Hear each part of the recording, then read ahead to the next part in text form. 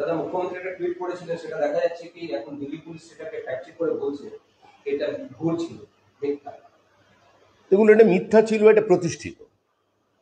কিন্তু তার থেকেও বড় দুর্ভাগ্যের বিষয় এটাই যে একজন বাঙালি হিসেবে, পশ্চিমবঙ্গবাসী হিসেবে এই দিল্লিতে যখন আছি, তখন দিল্লি পুলিশ আমাদের রাজ্যের মুখ্যমন্ত্রী সত্যের অপলাপ করছেন, এটা প্রেস কনফারেন্স করে বলছে। তো এই ধরনের স্ক্রিপ্ট কারা লেখে?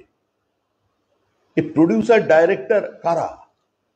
মুখ্যমন্ত্রী প্রতিভাবান, মুখ্যমন্ত্রী বই লিখেছেন, ছবি এঁকেছেন, সুর দিয়েছেন, কিন্তু আমাদের রাজ্যের মুখ্যমন্ত্রী তিনি এত দুর্বল চিত্রনাট্য মানুষের সামনে নিয়ে আসবেন? এই যে দিকে দিকে বাঙালিদের উপরে আক্রমণ হচ্ছে, একটা নতুন ন্যারেটিভ তৈরি করছেন নিজের সার্বিক ব্যর্থতাকে ঢেকে রাখবার জন্য, তৃণমূলের উপরে মানুষের ক্রমবর্ধমান ক্ষোভকে প্রশমিত করবার জন্য, মানুষের দৃষ্টি ঘোরানোর জন্য। সেটা আসলে কি, এই ভিডিওটাই চোখে আঙুল দিয়ে দেখিয়ে দিল।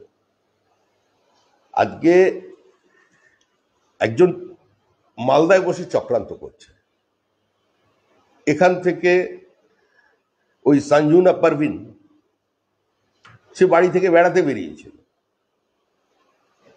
তার বাড়ির মালিক যে বাড়িতে ভাড়া থাকে সে বলছে, তার স্বামী ইন্ট্রোগেশনের সময় বলছে যে তাকে দিয়ে এটা করানো হয়েছে। একজন মালদার বাসিন্দা, তিনি ওখানে আছেন। এখন তিনি বাংলাদেশি কি বাংলাদেশি নন, এ নিয়ে কোনো প্রশ্ন এখনো ওঠেনি, ভবিষ্যৎ উঠতে পারে। কিন্তু এগুলোর জন্য তো দায়ী তৃণমূল কংগ্রেস।